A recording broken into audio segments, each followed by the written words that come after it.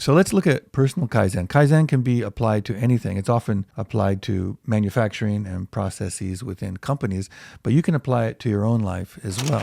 So just in terms of history, a quick history, it actually, to me, it's very much a Japanese idea, but actually the roots of it came from Bell Labs in New Jersey in the 30s and in the 40s with the Shewhart cycle, or better known as the PDCA cycle. But it was Deming who brought it to Japan in the late 40s and in the 50s, and he was teaching that and other quality control measures.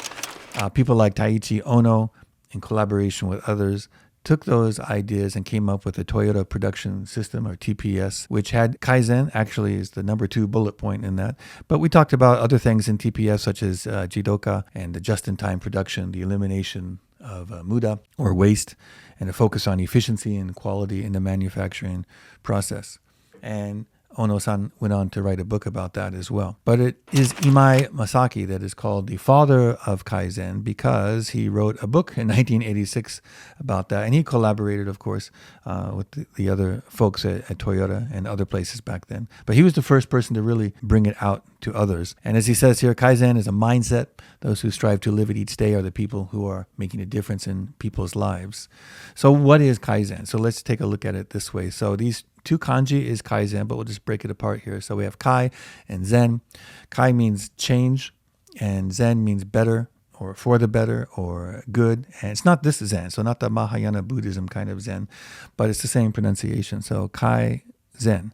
So Kaizen is a blend of individual discipline, so that's key, and a shared purpose when we're talking about inside companies, where small incremental improvements can create a lasting value. So it's those tiny incremental differences and improvements that we're talking about here. Now, you might call it a continual improvement or continuous improvement. That's how we talk about it in English. Kaizen means continual improvement. Yeah, so it goes on in this video to talk about continual improvement or continuous improvement. And at the heart of it is self-discipline and commitment, as well as, he called it everyday improvement, everybody improvement, everywhere improvement. And the focus is on really, really small improvements and the long-term view. So as he says, you can't do Kaizen just once or twice and expect immediate results. You have to be in it for the long haul. So this is tiny improvements over time.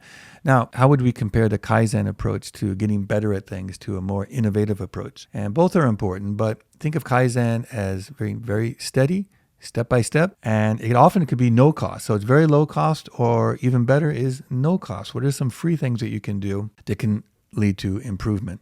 And the innovative approach is more, big changes after investment. And the investment often might be money, or it might be lots and lots of research and money as well, of course. So when you think of innovative approach, you think of things like what? Well, the latest one is probably the smartphone. What we want to do is make a leapfrog product that is way smarter than any mobile device has ever been and super easy to use. This is what iPhone is. Yeah, and of course, Apple didn't invent the smartphone, but we could say that's a very, very innovative product. Steve even said it there, where it's a leapfrog product. So Kaizen is not about leapfrogging, but it's still very important. Both are important. So as Imai says, we need both approaches. So what we're talking about here, though, is Kaizen approach, which often doesn't cost any money. So Kaizen and the art of personal excellence. The key when we're talking about self-improvement or getting better at things is to focus on the process, not the goal itself. The goal is important and that gives us direction. That's what we strive for, but it is the process that we want to focus on. But let's say our goal is to run a marathon, right? 26 miles or 42K. And let's say we've never really run before. So we're down here and eventually we're going to get up there to where we can compete in a marathon, actually run the whole thing, let's say in 4 hours or 5 hours, let's say. It's our first time, so let's keep our goal modest. But it's still a big deal to actually get here. But we don't start with running 20 miles a day, of course, to get there. We might even start, if we've been sort of sedentary, maybe we start with daily walks or walks every other day. We get some running shoes, we up our walking, and then eventually that leads maybe to some more robust hiking in the park or in the forest or wherever. Eventually then we start running.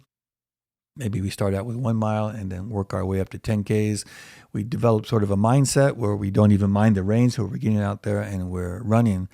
And then along the way, because we focused on the process itself of just getting out there, not worried about the 42K, but we're just getting out there and making those small steps And what happens is our mindset changes and we become a runner. So our identity changes because we focus on the process and not the goal. And this is something that Robert Maurer talks about in his book, The Kaizen Way. The Kaizen builds habits. So what we're really interested in, not focusing on the goal, but focusing on habits and how we can develop daily habits that get us toward our goal.